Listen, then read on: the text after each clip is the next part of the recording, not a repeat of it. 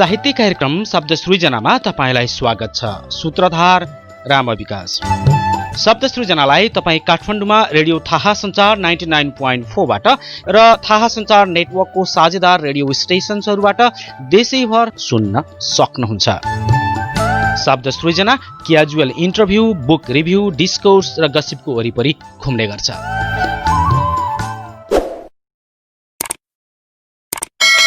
नमस्कार, शब्द सृजनामा तपाईलाई स्वागत छ। शब्द सृजनाको आजको अङ्कमा हामी तपाईमाझ प्रस्तुत गर्दैछौँ कवि तथा समालोचक विवेक अधिकारीलाई। 2051 सालमा पाल्पामा जन्मनुभएका कवि तथा समालोचक विवेक अधिकारीले अङ्ग्रेजी साहित्यमा स्नातकोत्तर गर्नुभएको छ। त्यसो त उहाँ इन्जिनियर पनि हो। उहाँको लेखनको मूल विधा कविता र समालोचना हो।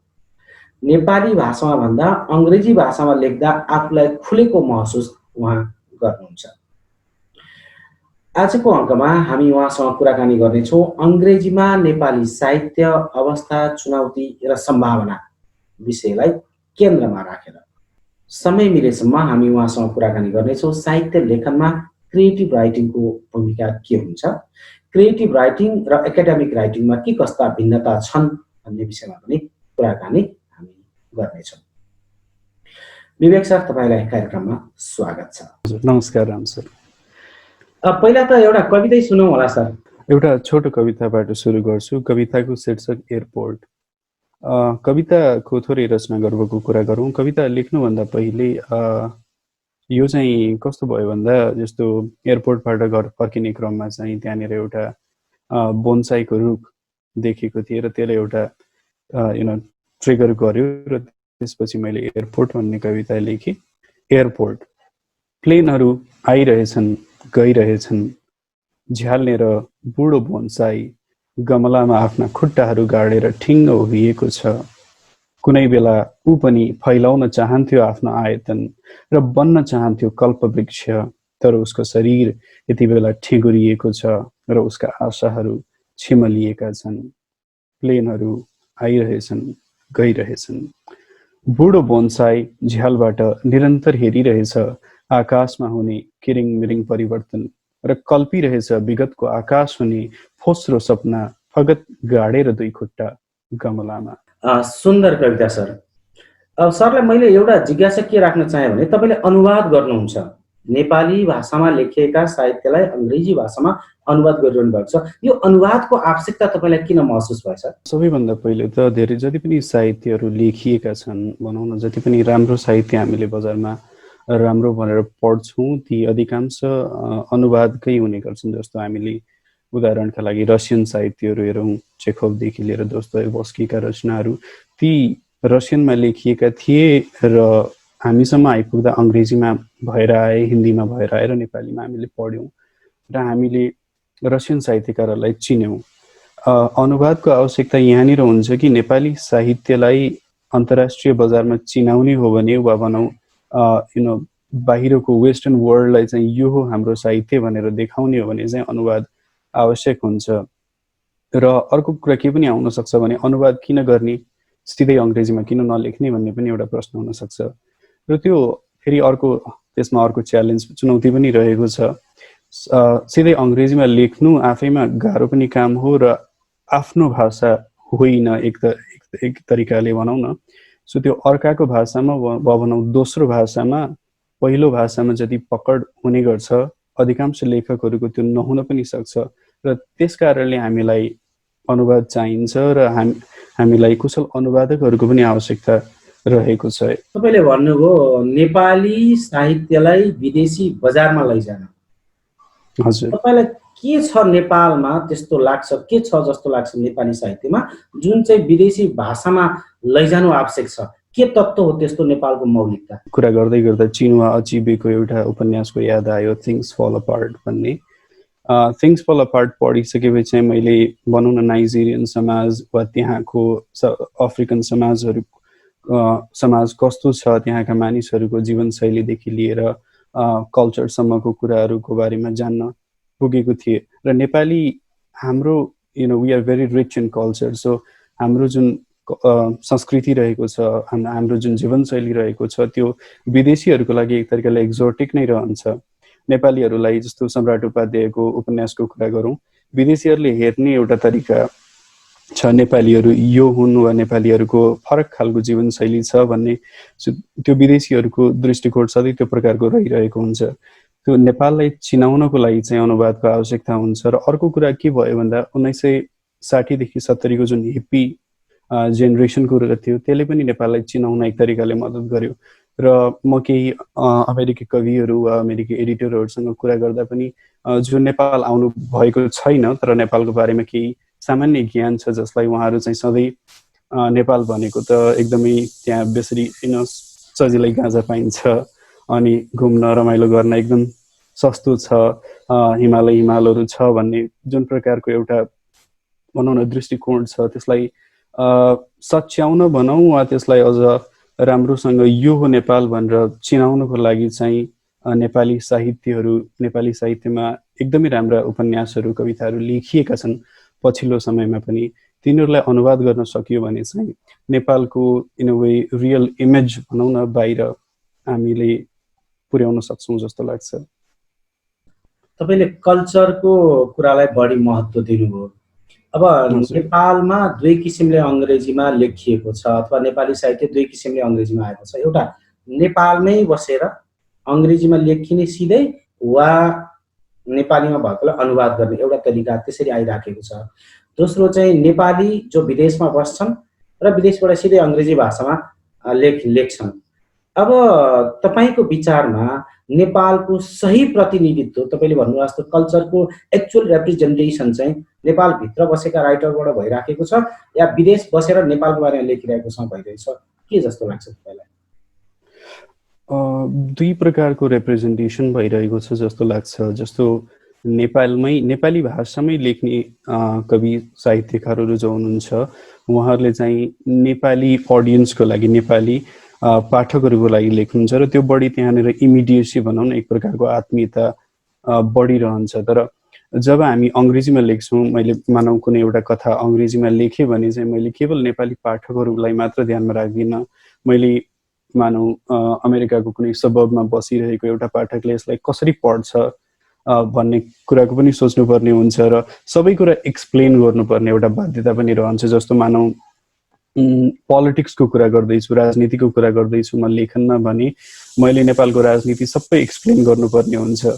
जनआन्दोलन कतिवटा भयो, के भयो, त्यसको प्रभावहरू के थियो, वा भनौँ कल्चरको कुरा गर्दैछु भने सानो सानो कुराहरूको पनि मैले एक्सप्लेनेटरी नोटहरू दिइरहनु पर्ने हुन्छ। जसको कारणले गर्दा अनावश्यक एक्सप्लेनेसन राइटिङमा आउँछ। तर नेपाली लेखकहरूलाई चाहिँ त्यो अलिकति त्यो नगर्नुपर्ने, त्यो गरिरहनु पर्दैन। त्यस कारणले नेपाली लेखकहरू को रिप्रेजेन्टेसन चाहिँ अलिकति अङ्ग्रेजी लेखकहरूको भन्दा गहिरो छ। अङ्ग्रेजी लेखकहरू जुन अहिले सिधै अङ्ग्रेजीमा लेख्नुहुन्छ त्यो पनि वेस्टर्न अडियन्सको लागि उहाँहरूको चाहिँ अलिकति राइटिङ सतही एक तरिकाले not in a negative way, तर उहाँहरूले चिनाउने नेपाल चाहिँ अलिकति नेपालमा चाहिँ रमाइलो हुन्छ, नेपालमा थुप्रै जात्राहरू हुन्छन्, नेपालका मान्छेहरू इन अ वे सम्राट उपाध्यायको कुरा गर्नुपर्दा धेरै सेक्समा धेरै इन्ट्रेस्टेड छन् भन्ने जस्तो उहाँहरूको राइटिङ पढ्दा त्यस्तो अनुभव गर्छौँ। र कतिले चाहिँ आरोप पनि लगाएका छन् जो अङ्ग्रेजी बाहिर बसेर अङ्ग्रेजीमा नेपालको बारेमा लेख्छन् उनीहरूले नेपाललाई गलत लेखिरहेका छन् भन्ने पनि एउटा आरोप छ। त्यही भएर दुईटा खालको रिप्रेजेन्टेसन अहिले चाहिँ आइरहेको छ जस्तो मलाई लाग्छ। मैले जोड्न पनि यही नै खोजिराखेको थिएँ तपाईँलाई कि सम्राट उपाध्यायले देखाएको नेपाल के साँच्चै नै सही छ भन्ने प्रश्न थियो। तपाईँले थोरै सङ्केत गर्नुभयो, थप केही राख्न चाहनुहुन्छ? यसलाई अब सबै गलत नै छ भन्न पनि मिल्दैन। केही कुराहरू ठिक पनि छन् र जस्तो कथा सङ्ग्रह छ रेस्टिङ गड इन काठमाडौँ, त्यसपछि आयो रोयल घोस्टको कुरा, अनि बिचमा एउटा उपन्यास आएको थियो the Guru of love. So यीमा चाहिँ सरसर्ती मोटामोटी रूपमा हेर्दाखेरि दुई प्रकारको कुराहरू उहाँले उठाउनुहुन्छ। एउटा भनेको यौन, अर्को भनेको चाहिँ राजनीति। सो सेक्स र पोलिटिक्सको बारेमा चाहिँ उहाँ अलि बढी लेख्नुहुन्छ। र झट्ट हेर्दा चाहिँ नेपालीहरू सबै राजनीतिक चाहिँ नेपालीहरू अलि जिज्ञासु हुन्छन् वा भनौँ सोध्छन् भन्ने खालको चाहिँ उहाँले त्यस्तो खालको नेपाललाई त्यसरी एक तरिकाले चिनाउनु पनि भएको छ। तर कतिपय कथाहरूमा त्योभन्दा गहिरो रूपमा पनि नेपाल आएको छ। सो सम्राट उपाध्यायको नेपाल जस्तै छ वा नेपाल सम्राट उपाध्यायले रिप्रेजेन्ट गर्ने नेपाल 100% नेपाल हो भनेर भन्न पनि मिल्ने अवस्था छैन र होइन भन्न पनि मिल्ने अवस्था चाहिँ ठ्याक्कै छैन। सो उहाँकोमा चाहिँ यही दुईटा मैले अघि भने नि विषय यौन र राजनीति चाहिँ एकदमै हावी भएर आउँछ र सबै पात्रहरू चाहिँ पात्रहरूले गर्ने कामहरू त्यही दुईटा टपिकको वरिपरि नै घुमिरहेका हुन्छन्। एक त पश्चिमाहरूले पूर्वीय सभ्यतालाई चाहिँ अब यो यौनसँग बढी जोडेर हेर्ने गरिन्छ, व्याख्या नै त्यसरी गर्छन्। अनि ती माथि लगेर सम्राट उपाध्यायले नेपालीहरू चाहिँ सबै इरोटिक टाइपका हुन्छन् भन्ने व्याख्या हरेक किताबमा त्यसरी आएपछि अब त्यसलाई चिर्ने काम चाहिँ कसको त सर? सबैभन्दा पहिले त हामी कहाँ जस्तो अघि मैले थिङ्स फल अपार्टको चिनुवा अचिबेको कुरा गरेँ, चिनुवा अचिबे जस्ता लेखकहरू हामीलाई वा चिमानन्द अदिची जस्ता लेखकहरू चाहिँ हामीलाई चाहिएको छ जसले चाहिँ नेपाललाई चिनाउँछन्। महेश पौडेल समालोचक हुनुहुन्छ, उहाँले चाहिँ यसलाई रोमान्टिक रेनेसा भन्नुहुन्छ। सो हामीलाई एक प्रकारको रोमान्टिक रेनेसा चाहिएको छ, किन भन्दा जति पनि अङ्ग्रेजीमा लेखिएका किताबहरू छन्, चाहे त्यो सम्राट उपाध्यायको होस्, मञ्जुश्री थापाको होस् वा रवि थापाको होस्, सबैले नेपाललाई चिनाउने तरिका भनेको सेक्स र पोलिटिक्सको आडमा एक तरिकाले चिनाइरहेका छन्। तर नेपालको रियल रिप्रेजेन्टेसन गर्नका लागि चाहिँ हामीलाई यस्ता खालका लेखकहरू चाहिन्छन् जसले चाहिँ नेपाली समाज मजाले चिनेको छन् र नेपाली समाजमा घुलमिल भएका लेखकहरू हामीलाई आवश्यक हुन्छ। त्यसको साथसाथै अलिकति रिसर्चको कुरा पनि यहाँनिर आउँछ। उपन्यास लेख्नु भनेको लगभग आफ्नो लेखकले आफ्नो जीवनको 2-3 वर्ष एउटा किताबको लागि दिनु हो र मानौ 6 महिनाको रिसर्च गरिएको छ भने त्यो रिसर्च अलिकति एक्सटेन्सिभ हुनुपर्छ। त्यो रिसर्चले चाहिँ नेपाल जस्तोमा तपाईँ कुनै नेवारी समुदायको बारेमा उपन्यास लेख्दै हुनुहुन्छ भने त्यो समुदायको बारेमा एक्सटेन्सिभली रिसर्च पहिले गर्नुपर्छ अनि बल्ल उपन्यास थाल्नुपर्छ जस्तो मलाई लाग्छ। त्यो अलिकति रिसर्चको पाटोलाई चाहिँ हामीले नहेरेको हो कि जस्तो लाग्छ नेपाली अङ्ग्रेजीमा लेख्ने नेपाली लेखकहरूले। अलिक बढी चाहिँ नेपाली कविताहरू अङ्ग्रेजीमा आइराखेका छन्। नेपाली कविताको तपाईँलाई अहिलेको ठ्याक्कै अवस्था कस्तो लाग्छ? यो एकदमै इन्ट्रेस्टिङ फेजमा छौँ जस्तो लाग्छ, किन भन्दा पहिले कविता लेखिन्थ्यो, पढिन्थ्यो पुस्तकका रूपमा। अहिले कविता पढिने मात्र पनि होइन, कविता हेरिन्छ, कवितालाई मुभीका रूपमा हामीले इन्जोय गर्न सक्छौँ, कवितालाई नाटकीय रूपमा प्रस्तुत गरेको पनि हामीले देखेका छौँ र कविताको अनुवाद पनि हजुरले भन्नुभएको जस्तो एकदमै व्यापक भइरहेको छ। तर जुन कविताको क्वालिटीको कुरा यहाँनिर हामीले प्रश्न उठाउन सक्छौँ, कविता क्वान्टिटीमा एकदमै धेरै अनुवाद भएको छ। विगतका समयमा मैले केही कविताका पुस्तकहरू जो अनुवाद भएको थियो तिनीहरूमाथि समालोचना लेख्ने, समीक्षा, सानसानो टिप्पणी लेख्ने कुरा काम पनि गरेको थिएँ।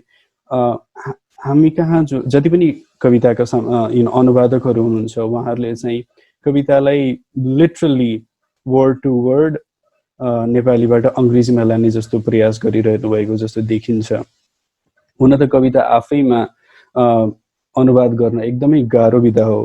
कविताको शब्दहरू मात्र अनुवाद गरेर हुँदैन, कवितामा लयको कुरा हुन्छ, कवितामा कल्चरल रेफरेन्सको कुराहरू हुन्छ जुन एउटाबाट अर्कोमा लाँदाखेरि चाहिँ धेरै कुरा हराउन सक्ने सम्भावना र डर रहेको हुन्छ।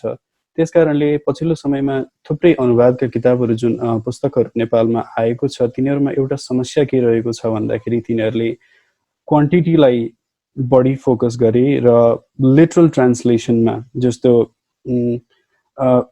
नेपालीमा जे भनिएको छ अङ्ग्रेजीमा ठ्याक्क त्यही भन्ने, तर अङ्ग्रेजी पढ्दाखेरि कतिपय अवस्थामा यस्तो पनि हुन्छ कि अङ्ग्रेजीमा नबुझेर यो के भनिएको रहेछ त भनेर नेपालीमा हेर्नुपर्ने अवस्थामा पनि कविताहरू कतिपय रहेका छन्। सो हामीले पछिल्लो समयमा चाहिँ अनुवादकहरूले क्वान्टिटीमा एकदमै धेरै फोकस गर्नुभएको छ। अब यसमा चुनौती चाहिँ तपाईँले के भेट्नु भएको छ? जस्तो एउटा सङ्केत तपाईँले गर्नुभयो, हामी कहाँ चाहिँ लिटरल ट्रान्सलेसन हुने गरेको छ अथवा वर्ड टु वर्ड ट्रान्सलेसन हुने गरेको छ, भावको चाहिँ जुन थिम ट्रान्सलेसन चाहिँ एकदम कम हुने गरेको छ। एउटा चुनौती त यही होला। यस्तै चुनौती चाहिँ तपाईँले के देख्नु भएको छ जो चाहिँ नेपाली साहित्यलाई अङ्ग्रेजीमा लाँदाखेरि आइपर्छन्? पहिले त अनुवादक आफैले कविता बुझेको हुनुपर्छ वा कवि आफैमा अनुवादक भयो भने त अझ राम्रो। मानव अनुवादक कवि होइन, तर कविता मजाले पढेको छ, कवित्वको बारेमा बुझेको छ भने त्यो पनि एउटा प्लस पोइन्ट नै भयो। उसले कवितालाई बुझ्ने भयो, कविता के हो र कविता कसरी लेखिन्छ भन्ने कुराको आइडिया हुने भयो।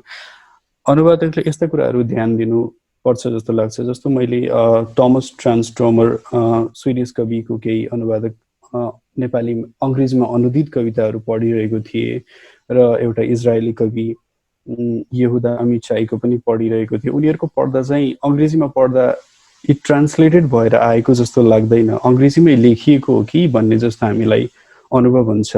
अब जस्तो मलाई स्विडिस वा हिब्रूको ज्ञान त छैन, तर मैले जब ती कविताहरू अङ्ग्रेजीमा पढ्छु, यी साँच्चै नै अङ्ग्रेजीमा लेखिएका छन् भन्ने एउटा कुरा छ। अर्को कुरा चाहिँ त्यसमा चाहिँ त्यो समाजको, त्यहाँ त्यो देशको त्यो गन्ध भन्छौँ नि, त्यहाँको कल्चरल रेफरेन्सहरू यति मजाले आउँछ कि एक प्रकारले त्यो स्ट्यान्डर्ड अङ्ग्रेजी पनि त्यहाँ हुन्छ, तर यस्तो तरिकाले कल्चरको कुरा, यस्तो तरिकाले त्यहाँको जीवनशैली आउँछ कि त्यो छुट्टै प्रकारको अङ्ग्रेजी जस्तो। अहिले त हामी इङ्ग्लिसको कुरा गर्छौँ, एउटा मात्र अङ्ग्रेजी छैन, थुप्रै अङ्ग्रेजीहरू छन् भनेर।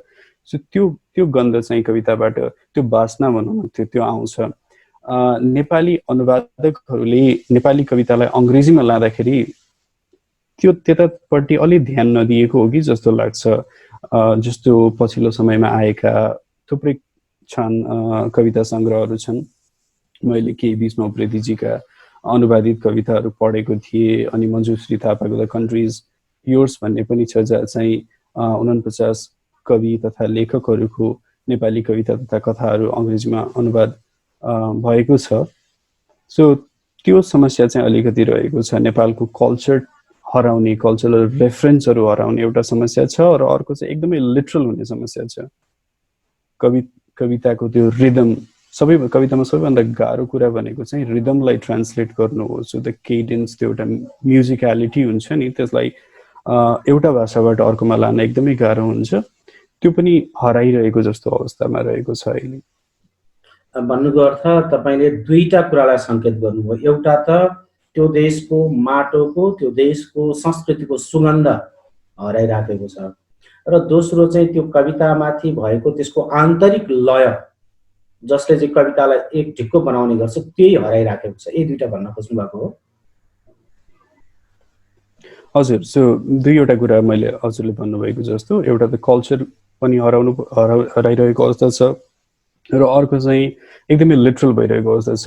र अर्को चुनौती चाहिँ के हुन्छ भन्दा, हामीले एउटा भाषाबाट अर्को भाषामा कविताहरू अनुवाद गर्दाखेरि चाहिँ थुप्रै रेफरेन्सहरू दिनुपर्ने पनि आवश्यकता हुन्छ। सानो सानो कुराको प्रत्येक फुटनोटहरू राखिराख्नु पर्ने, र त्यो गर्दा कविता अलिकति अनुवादकहरूले के गरिदिने डर रहेको हुन्छ भन्दाखेरि, तिनीहरूलाई चाहिँ जस्तो त्यसको नजिकको अङ्ग्रेजी शब्द खोजिदिने र ठ्याक्क त्यसलाई अङ्ग्रेजीमा लगाइदिने।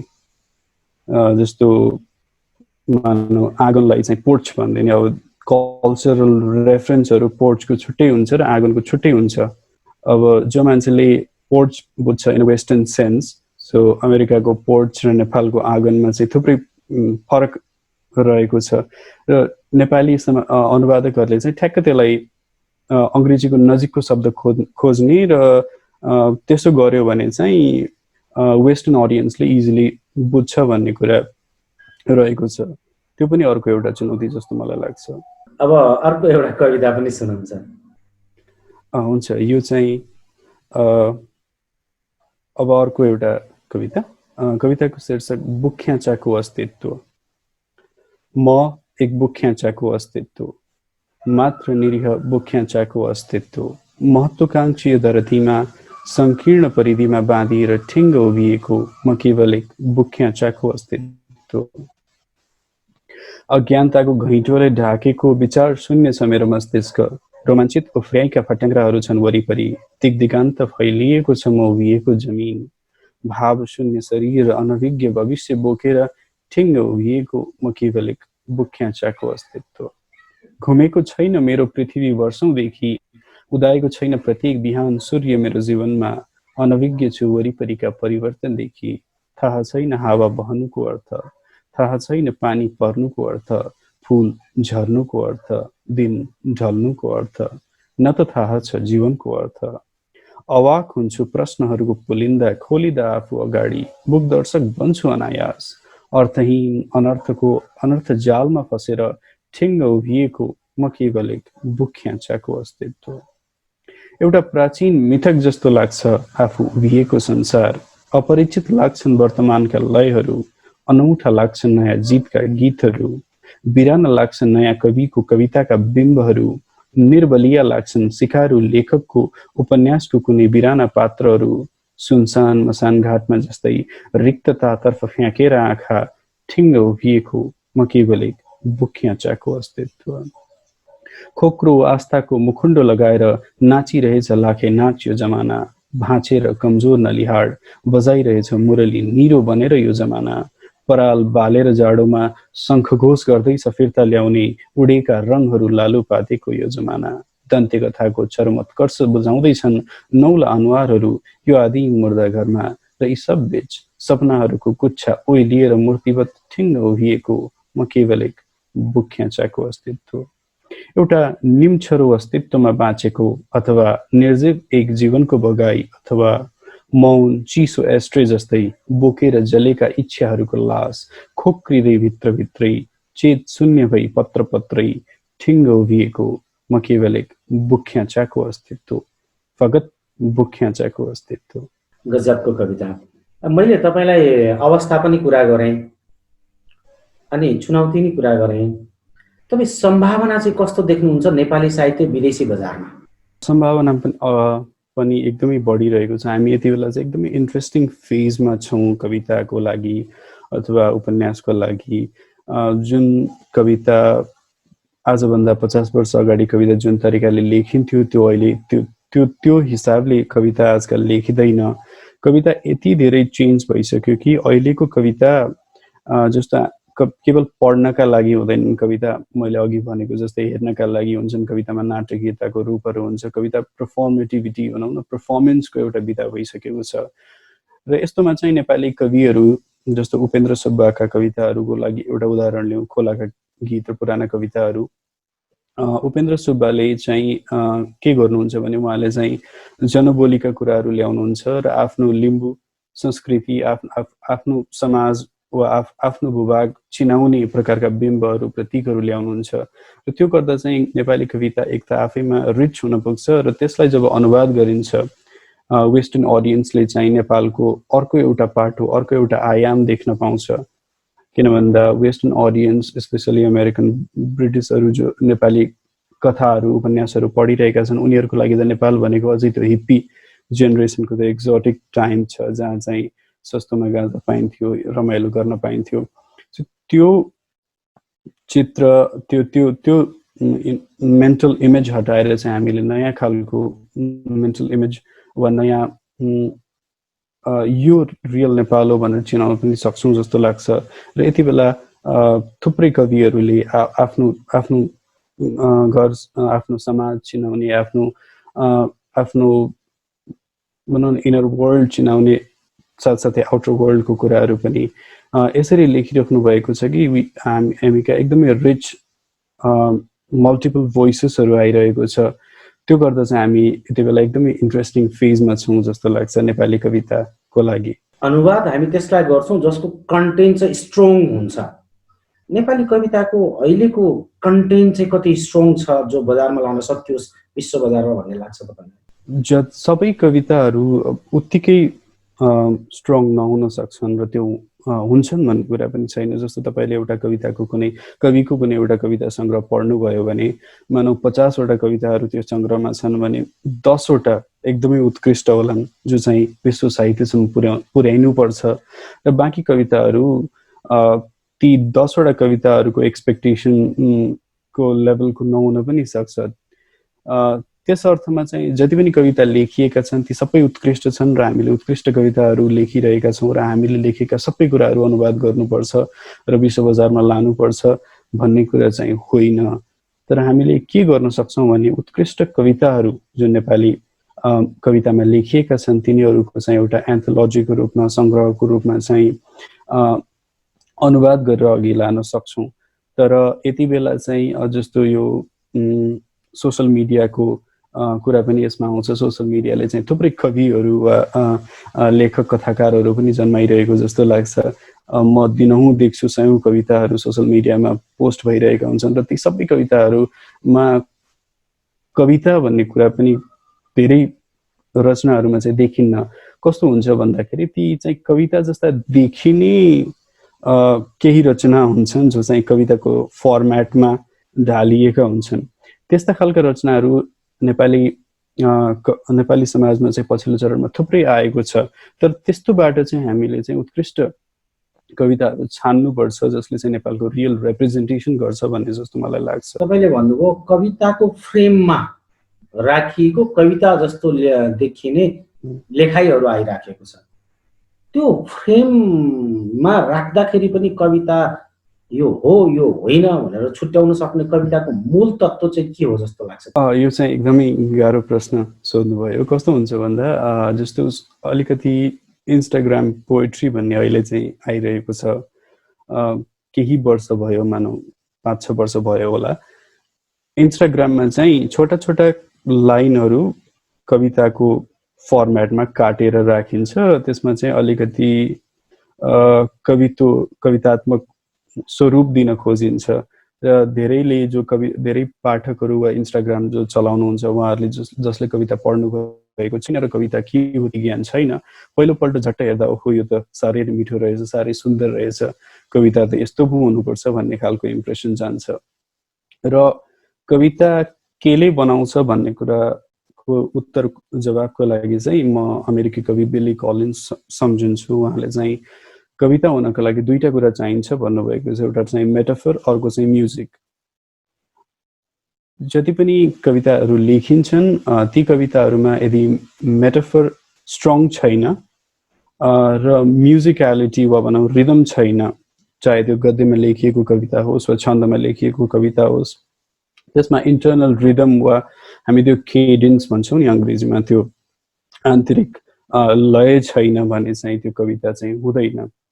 र यी दुईटा कुराहरू चाहिँ पढाउनका लागि, सिकाउनका लागि पनि एकदमै गाह्रो हुन्छ। जस्तो क्रिएटिभ राइटिङ स्कुलहरूमा कविताहरू सिकाइन्छन्, उपन्यास लेख्न सिकाइन्छ, तर सबैभन्दा गाह्रो कविता लेखाउन सिकाउनु भनेको चाहिँ मेटाफर र म्युजिकलिटी सिकाउनु हो। मलाई लाग्छ बाँकी टेक्निकहरू हामी सिक्न सक्छौँ। लाइनको लेन्थ कति लामो गर्ने, लाइनलाई कति काट्ने, कति छोट्याउने, छन्दलाई कसरी, जस्तो अङ्ग्रेजीमा कुरा गर्नुहुन्छ भन्दा पेन्टामिटरलाई कसरी बिचबिचमा बिगार्ने वा भनौँ न भेरिएसन ल्याउने, त्यस्ता कुराहरू टेक्निकल कुराहरू हामी सिकाउन सक्छौँ। तर म्युजिकलिटी, रिदमको कुरा, कविताको रिदम भनेको चाहिँ कविको आन्तरिक इन अ वे उसको भित्रबाट आउने कुरा हो। जस्तो ग्रिकहरूले जिनियस भनेर एउटा शब्द उनीहरूले युज गरेको थिए, तर त्यति बेला चाहिँ जिनियस भनेको चाहिँ जिनी भन्ने शब्दबाट आएको थियो, जुन चाहिँ कविको नजिकै बसेर उसलाई कविता लेख्न सिकाउँछ। सो आजकल चाहिँ हामी जिनियस भनेपछि मान्छेलाई भन्छौँ र त्यो जिनियस भन्दाखेरि चाहिँ उसको भित्रको मान्छे भनेर भन्छौँ। सो त्यसैले चाहिँ त्यो रिदमको कुरा चाहिँ कविको भित्रबाट आउने कुरा हो जस्तो लाग्छ। बाहिरबाट भन्दा पनि कविको इनहेरेन्ट ट्यालेन्ट, अलिकति ट्यालेन्टको कुरा पनि यहाँनिर आउँछ। सबै कविता जसले पनि लेख्न सक्छ, यसमा कुनै दुविधा छैन, तर राम्रो कविता केही सीमित कविहरूले मात्र लेख्न सक्छन्। यो हामी अहिले एकाडेमिक राइटिङ भर्सेस क्रिएटिभ राइटिङको कुरा एकछिनमा म जोड्छु। फेरि एउटा कविता सुनौँ सर। हुन्छ, म चाहिँ अब एउटा अङ्ग्रेजी कविता वाचन गर्छु। यो चाहिँ ब्ल्याङ्क सोनेट हो, पेन्टामिटरमा लेखिएको छ, तर राइम चाहिँ मैले यसबाट हटाएको छु। सो रोबर्ट लवेल मलाई लाग्छ कन्फेसनल पोएट हुन् जसले चाहिँ थुप्रै ब्ल्याङ्क सोनेटहरू लेखे। उनीबाट एउटा इन्सपायर भएर एउटा कविता लेखेको छु। ड्राउनिङ। पिम्बाल पोखु, holding hands we sit by the temple and look into the future. A little goldfish quivers on the waters. A small blue swallow thrums inside our hearts. You hum an old tune, look into my eyes and say, is life always so beautiful? I think about the helpless days of childhood, a family of 4 drowning in needs. the whole drama on display like a black and white movie. I don't know, I say. You nod, like one of those bobblehead dolls. It is too beautiful, this place, this time, you say. My past comes boomeranging back to me and hits me hard. I am drowning in the pond. यो कविता जुन तपाईँले पहिला originally नेपालीमा लेख्नु हो कि पछि त्यसलाई अथवा इङ्ग्लिसमै लेख्नु हो? होइन, यो चाहिँ सिधै अङ्ग्रेजीमा लेखिएको कविता हो। र कस्तो हुन्छ भन्दा यो पनि डिपेन्ड्स कुन कुराले कसरी ट्रिगर गर्यो र कति बेला ट्रिगर गर्यो र कुन भाषामा गर्यो भन्ने पनि हुन्छ। जस्तो एकदमै कविता चाहिँ मेरो केसमा र अधिकांश कविहरूको केसमा चाहिँ दुईटा कुराबाट आउँछन्। जस्तो एकदमै खुसी भएको बेला वा एकदमै दुखी भएको वा रिस उठेको बेला भनौँ न। So it depends. एकदमै मलाई रिस उठेको छ वा कसैप्रति एकदमै आक्रोश छ भने, एकदमै दुखी छु, निराश छु भने चाहिँ नर्मली नेपालीमै आउँछ। सो मातृभाषामै कविताका लाइनहरू, कविता जस्तो देखिने लाइनहरू आउँछन् सुरुमा त, अनि बिस्तारै त्यसलाई चाहिँ अब लेख्दै पुनर्लेखन गर्दै गर्दै कवितामा ढाल्नुपर्ने हुन्छ। तर इफ आइ एम भेरी काम, एकदम शान्त छु र म कविताकै बारेमा सोचिरहेको छु भने चाहिँ अङ्ग्रेजीमा चाहिँ एक दुईवटा लाइनहरू आउँछन्। Then I have to work. Normally चाहिँ सुरुको दुईटा लाइनहरू आउँछ, त्यसपछि चाहिँ मैले त्यसलाई चाहिँ डेभलप गर्दै लानुपर्ने हुन्छ।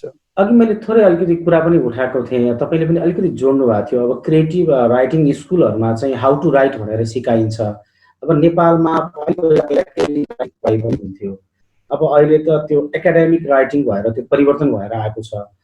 र क्रिएटिभ राइटिङको आवश्यकता किन छ? क्रिएटिभ राइटिङले चाहिँ लेखकहरूलाई दुईटा कुरा प्रदान गर्छ। एउटा त टाइम, अर्को एउटा स्पेस, समय र स्थान प्रदान गर्नको लागि चाहिँ क्रिएटिभ राइटिङ कोर्सेसहरू एकदमै महत्त्वपूर्ण हुन्छन्। कविहरूका लागि त्यति भनौँ न एउटा रुटिनले चाहिँ नचाहिएला। जस्तो कविता भनेको त इन्सपायर्ड हुँदा लेख्ने कुरा पनि हो, जति बेला फुट्छ त्यति बेला लेख्ने कुरा हो। र जो मान्छे उपन्यास लेखिरहेको छ वा भनौँ केही कथाहरूको सङ्ग्रह लेखिरहेको छ, उसको लागि चाहिँ एउटा डिसिप्लिन चाहिन्छ, उसको लागि एउटा राइटिङ रुटिन चाहिन्छ, एउटा टाइम चाहिन्छ। र त्यो समय र स्पेस, टाइम एन्ड स्पेसको कुरा सबैलाई सजिलै प्राप्त नहुन पनि सक्छ। हामीलाई काम गर्नुपर्ने हुन्छ, हामीलाई अन्य हाउस होल्ड गराएपछि काम कुरोहरूले पनि सताइरहेका हुन्छन्। सो त्यो टाइम र स्पेस प्रदान गर्न चाहिँ क्रिएटिभ राइटिङ कोर्सेसहरूले एकदमै मद्दत गर्छ। र मैले अघि भने जस्तै क्रिएटिभ राइटिङ कोर्सहरूमा टेक्निकहरू सिकाइन्छ। जस्तो उपन्यास हो भने चाहिँ न्यारेटिभ स्ट्रक्चरदेखि लिएर प्लटिङ कसरी गर्ने वा क्यारेक्टरलाई चाहिँ डाइनामिक कसरी बनाउने जस्ता टेक्निकहरू सिकाइन्छ। कविता हो भने चाहिँ लाइन लेन्थको कुरादेखि लिएर इमेजरीको कुरादेखि लिएर मिटर, फ्री वर्ड्सको कुराहरू सिकाइन्छ। तर यी सबै कुराहरू सिकाउँदै पनि एउटा कविले, एउटा लेखकले कविता लेख्ला, उपन्यास लेख्ला, तर त्यो उत्कृष्ट हुन्छ, त्यसले चाहिँ उसको देशको रियल रिप्रेजेन्टेसन गर्छ भन्ने चाहिँ 100% ग्यारेन्टी त हुँदैन। ट्यालेन्टको कुरा पनि यहाँनिर आउँछ। इट्स लाइक 1% ट्यालेन्ट र 99% प्र्याक्टिस जस्तो मलाई लाग्छ त्यस्तो हुन्छ। जो मान्छे अलिकति उसमा कवितात्मक अनुभूति छ वा त्यो प्रकारको कवितात्मक ट्यालेन्ट छ र उसलाई एउटा सही क्रिएटिभ राइटिङ स्कुलले चाहिँ एउटा सही दिशा दिन सक्छ जस्तो लाग्छ। र नेपालको केसमा कुरा गर्दाखेरि चाहिँ हामी जति पनि विश्वविद्यालयहरू छन् नेपालमा, ती विश्वविद्यालयहरूले चाहिँ बढी एकाडेमिक राइटिङमा फोकस गर्छन्। जस्तो कि अरूले लेखेका कृतिहरूलाई चाहिँ कसरी एनालाइज गर्ने वा एउटा राम्रो एस्से कसरी लेख्ने। रबर्ट फ्रस्टको कवितामाथि 5वटा प्याराग्राफहरू मजाले कसरी लेख्ने भनेर हामी सिकाउँछौँ। तर रबर्ट फ्रस्टको जस्तै कविता वा भनौँ त्यस्तै प्रकारको वा त्योभन्दा राम्रो अझ लेख्न सक्यो भने त्यस्तो कविता कसरी लेख्ने भनेर चाहिँ हामी सिकाउँदैनौँ। र हामी कहाँ क्रिएटिभ राइटिङको स्कुलको एकदमै कमीहरू रहेको छ। विगतको समयमा चाहिँ केही क्रिएटिभ राइटिङको छोटो छोटो कोर्सहरू पनि भएको छ। बुक बस नेपालले गरेको छ, सफु प्रकाशनले पनि केही उपन्यास लेखनदेखि लिएर कथा लेखनमा कार्यशालाहरू गरेको थियो र विगतमा घोस्ट राइटिङ नेपालले पनि अलिअलि गरेको जस्तो मलाई लाग्छ। तर युनिभर्सिटी लेभलबाट चाहिँ विश्वविद्यालयकै कोर्समा चाहिँ त्यो प्रकारको चाहिँ राखेको छैन। मलाई अर्को कुरा के पनि जोड्न मन लाग्यो भन्दाखेरि विश्वविद्यालयहरूले क्रिएटिभ राइटिङको एउटा कोर्स राखेर जो विद्यार्थीहरू विश्वविद्यालयमा मास्टर्स गर्न जान्छन् अङ्ग्रेजी साहित्य नेपाली साहित्यमा, केही चुनिएका विद्यार्थीहरूको लागि चाहिँ एउटा यस्तो कोर्स राखिनुपर्छ जसले गर्दा चाहिँ त्यो कोर्सको अन्त्यसम्ममा चाहिँ एउटा 25-30 वटा कविताहरूको सङ्ग्रह जस्तो थेसिसको रूपमा आउन सकोस्, वा उपन्यास हो भने चाहिँ एउटा 100-150 पेजको सानो नोभेला आउन सकोस्। त्यो प्रकारको कोर्सहरू चाहिँ हामीले राख्नुपर्छ र त्यो कोर्सहरूले चाहिँ क्रिएटिभ राइटिङलाई चाहिँ अगाडि बढाउँछ र नयाँ भोइसेसहरूलाई ल्याउन पनि मद्दत गर्छ जस्तो लाग्छ। यतिखेर मैले तपाईँलाई अर्को एउटा कुरा जोड्न चाहेँ। तपाईँ समालोचना गरिरहनु भएको छ, अनुवाद गरिरहनु भएको छ, हामीले अनुवादको धेरै कुरा गऱ्यौँ। समालोचनाको अहिलेको नेपाली अवस्था चाहिँ तपाईँलाई कस्तो लाग्छ? भन्ने गरिन्छ नि यो गुट समालोचना भइराखेको छ, अनि समालोचना भन्दा पनि प्रशंसा गाउने र अर्को गुटलाई चाहिँ भुइँमै पुर्याउने गरी, भित्तामै पुग्ने गरी अचेट्ने भन्ने पाराको आएको छ। तपाईँ चाहिँ कस्तो देख्नुहुन्छ? यो म दुवै प्रकारको अहिले देखिरहेको छ। हजुरले भन्नुभएको जस्तै एउटा चाहिँ प्रशंसा नै प्रशंसाका पुलहरू बाँधेर चाहिँ अनि एकदमै एडजेक्टिभहरू जोडेर, जस्तो नामको अगाडि महा जोडेर महाकवि, महानिबन्धकार, महासमालोचक भन्दै हामी पगरी गुत्दै लानेहरूको एउटा जमात छ भने अर्को जमात चाहिँ कस्तो छ भन्दा जति नेगेटिभ मात्र लेख्ने, समालोचनाको पहिलो सेन्टेन्स, पहिलो वाक्यदेखि अन्तिम वाक्यसम्म सबै पुस्तकको बारेमा नेगेटिभ मात्र लेख्ने, र त्यो समालोचना पनि होइन, र प्रशंसा मात्र समालोचना पनि होइन, र हामीले मिडल वे खोज्नुपर्छ जस्तो लाग्छ।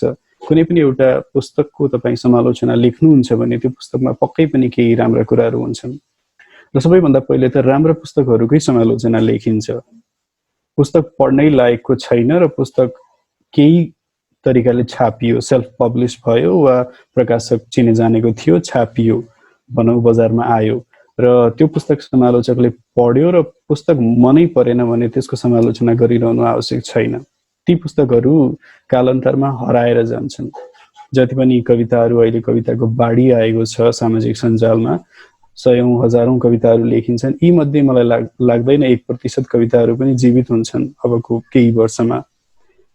सबैभन्दा पहिले त पुस्तककै क्वालिटीको कुरा आउँछ, मलाई त्यसपछि हजुर मलाई यही विषयमा अर्को जोड्न चाहे मैले। समालोचक चाहिँ लेखक अथवा कवि अथवा उपन्यासकार नै हुनुपर्छ या लेखक भन्न बाहिरको हुनुपर्छ समालोचक? के लाग्छ? समालोचक क्रिएटिभ राइटर नै हुनुपर्छ भन्ने त्यस्तो आवश्यकता छैन। जस्तो हामीले उदाहरणका लागि मानौँ विभिन्न विश्वविद्यालयमा अध्यापन गरिरहनुभएका प्रोफेसरहरूलाई लिन सक्छौँ। उहाँहरू आफै कविताहरू लेख्नुहुन्न, त्यति साह्रो वा कथाहरू लेख्नुहुन्न, तर अरूले लेखेका कुराहरूमा समालोचना गर्नुहुन्छ, समालोचनाका पुस्तकहरू छाप्नुहुन्छ। त्यसकारण समालोचक कवि वा कथाकार हुनु राम्रो हो, तर हुनैपर्छ भन्ने त्यस्तो हार्ड एन्ड फास्ट रुल चाहिँ छैन जस्तो लाग्छ। कविता, कथा, साहित्य बुझेको मान्छेले चाहिँ मजाले समालोचना गर्न सक्छ जस्तो लाग्छ। र समालोचना भनेको चाहिँ कुनै एउटा किताबमा यो राम्रो कुरा हो, यो राम्रो कुरा होइन भनेर छुट्याउनु पनि हो। जस्तो हामीले अहिले नेपाली पत्र पत्रिकामा देखिने पत्रिका समालोचनाहरू हेरौँ, तीमा चाहिँ के देख्छौँ, अधिकांशहरूमा के देख्छौँ भन्दाखेरि पहिलो केही अनुच्छेदहरूबाटै थाहा हुन्छ यो समालोचकले यो लेखक चिनेको छ कि छैन, वा यो समालोचकले यो लेखकप्रति कुनै पूर्वाग्रह राखेको छ कि छैन भन्ने सुरुकै केही अनुच्छेदहरूबाट थाहा हुन्छ। त्यो अनबायस्ड समालोचना हामीलाई चाहिएको छ, जसले चाहिँ कुनै एउटा किताबको राम्रो गुणहरू पनि देखाओस् र नराम्रो गुणहरू पनि देखाओस्, र अन्त्यमा चाहिँ पाठकको निर्णयको लागि चाहिँ बाँकी कुराहरू छोड्न सकोस्। त्यो प्रकारको मिडल वे, मैले भने नि त्यो मिडल वे चाहिँ हामीले खोज्नुपर्ने हुन्छ। विवेक सर, फेरि एउटा कविता सुनाउँछ? हुन्छ, मैले वाचन गर्ने कविताको शीर्षक छ अर्थान्तर। अरे यार, यो शहरको त के कुरा यहाँ यो जग्गा दलाल कविताको कित्ता काट्छ र नाप्छ बिम्बहरूको आयतन आना दाम र पैसामा र गर्छ मोलतोल प्रत्येक हरफहरूको। कविताका प्रत्येक बान्कीहरूलाई निचोड्दा ननिक्लिएपछि पैसाको रस वर्षौं अरबमा पसिना बगाएको यो मानिस नामको अस्थिपञ्जर बोल्छ। कविताका पानाहरूले पुस्न सकिँदो रहेनछ अभावको गर्मीले ल्याउने अमिलो पसिना। प्रत्येक बिहान अखबारका पानाहरूमा भेटिन्छन् अन्योलले भरिएका शब्दहरू जो जीवित हुनुको अवशेष खोजिरहेछन् प्रत्येक हरफहरूमा। प्रत्येक बिहान रित्तो काँचको गिलासमा साउजी खन्याउँछ रित्तो बिहानको एक टुक्रा रिक्तता। प्रत्येक बिहान तरकारी पसले तौलन्छ शब्दहरूको मूल्य तराजुमा र भन्छ शब्दहरूको भाव घटेको छ सहरमा। जीवनभर अफसोसको रक्षानमा जिउनुको अर्थ माझिरहेका एक हुल विचार शून्य मस्तिष्कहरू विश्वविद्यालय नामको चमेना गृहमा पखालिरहेछन् जुठा भाँडाहरू र फलाकिरहेछन् भूपीका कवितामा पाइने असीम सौन्दर्य शास्त्र व गरिरहेछन् देवकोटाको देवत्वकरण।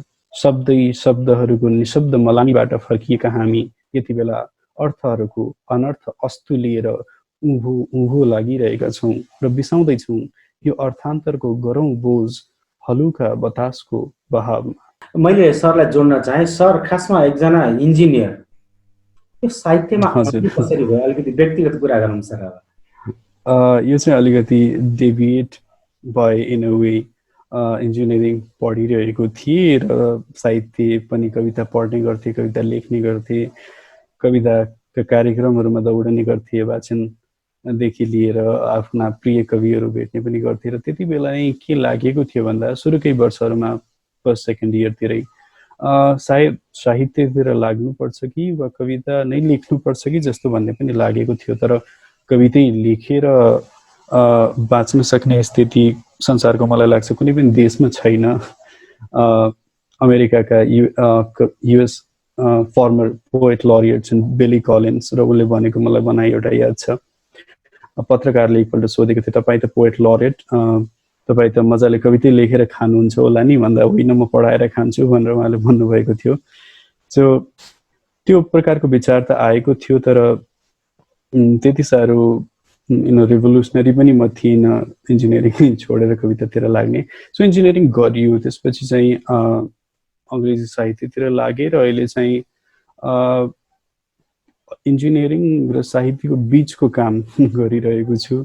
टेक्निकल राइटिङ गर्छु, डकुमेन्टेसनको कामहरू। सो यस्तै चलिरहेको छ भनौँ। मलाई यहाँनिर अर्को पनि एउटा जोड्न मन लाग्यो तपाईँलाई।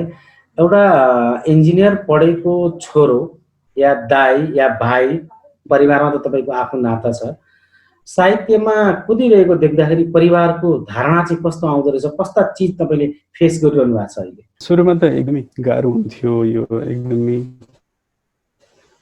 त्यति सहज थिएन वातावरण घरमा। तर बिस्तारै त्यही एउटै क्षेत्रमा निरन्तर लागिरहेको देख्दा र ठिकै गरिरहेको देख्दा पनि परिवारलाई पनि ल ठिकै गरिरहेको छ भन्ने जस्तो महसुस पनि भएको हुनसक्छ।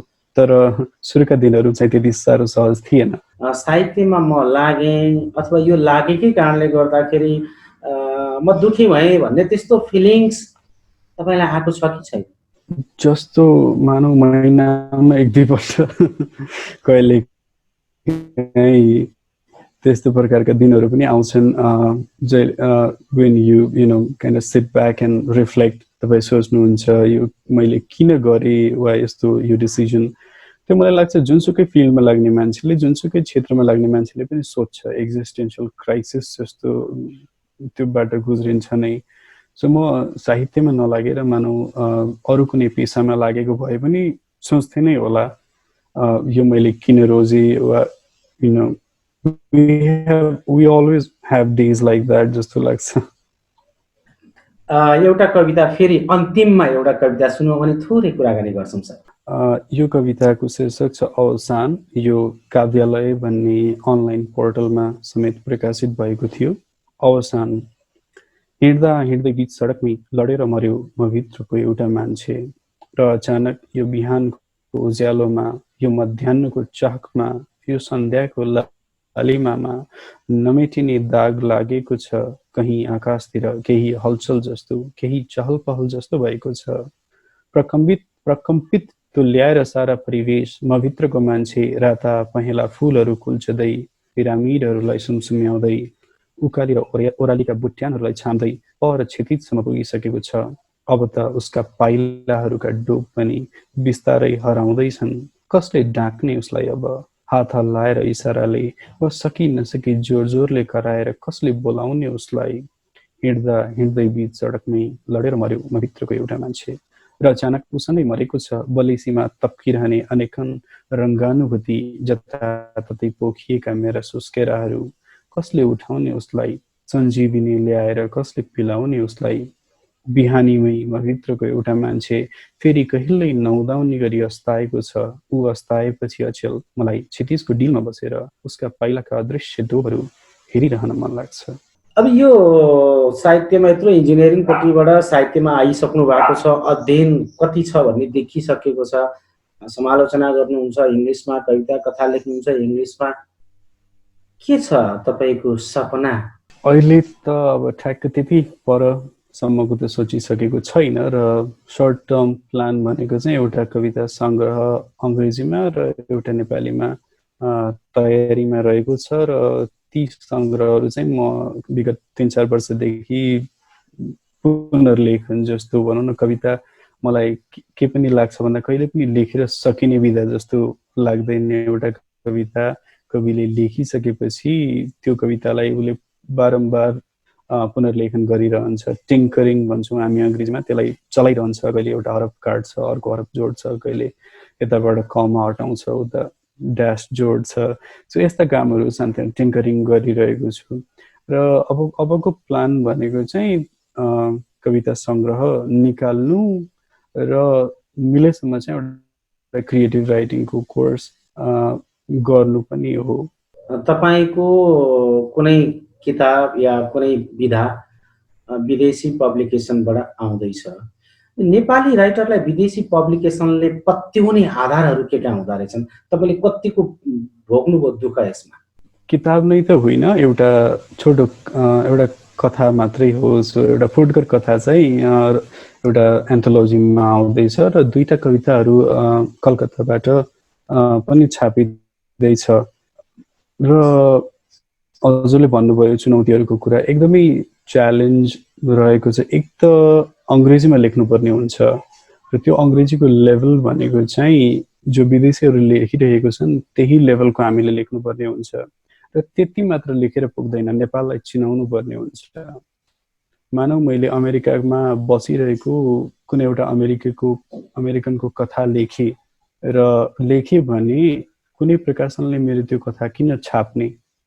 सो त्यो अथेन्टिसिटीको कुरा पनि त्यहाँनिर आउँछ। एक त अङ्ग्रेजीमा लेख्नुपर्ने, अरूको भाषामा, दोस्रो भाषामा लेख्नुपर्ने र उत्कृष्ट लेख्नुपर्ने र त्यसमध्ये चाहिँ नेपाललाई चिनाउने गरी लेख्नुपर्ने। सो यो डबल फेस्ड च्यालेन्ज जस्तो रहेको छ।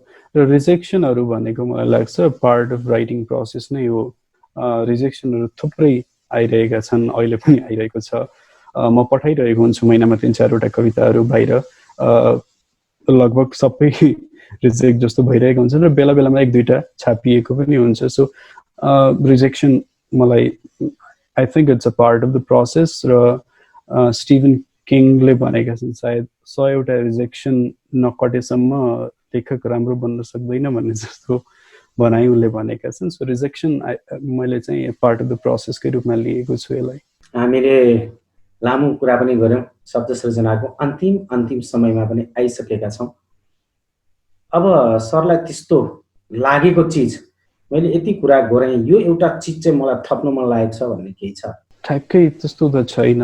एउटा मात्र खड्किरहेको कुरा, किन भन्दा मैले त्रिभुवन विश्वविद्यालयबाट मास्टर्स गरेँ, स्नातक पनि गरेँ, इन्जिनियरिङ पनि पढेँ र सबै कुराहरू पढ्दा चाहिँ राइटिङमा, जस्तो इन्जिनियरिङको फिल्डमा कुरा गर्दा राइटिङमा खासै जोड हामी दिँदैनौँ। टेक्निकल कुराहरू मात्र गर्छौँ तर राइटिङको कुरामा अलिकति जोड नदिएको जस्तो लाग्छ। अब यता साहित्यतर्फको कुरा गर्दाखेरि चाहिँ हामीले थिसिस कसरी लेख्ने वा भनौँ न रिसर्च पेपर कसरी लेख्ने, समालोचना कसरी गर्नेमा मात्र जोड दियौँ। तर आफै कविता कसरी लेख्ने, आफै कथाहरू कसरी लेख्ने, राम्रो निबन्धहरू आफै कसरी लेख्ने प्रति चाहिँ हाम्रो पाठ्यक्रमको पनि त्यति ध्यान गएको छैन र हाम्रा प्रोफेसरहरू पनि त्यतातिर त्यति साह्रो रुचि देखाउनुहुन्न।